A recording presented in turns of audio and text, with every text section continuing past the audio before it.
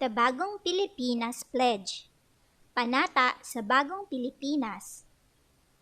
Bilang Pilipino, buong pagmamalaki kong isasabuhay ang bagong Pilipinas. Buhay sa aking dugo ang lahing dakila, magiting at may dangal.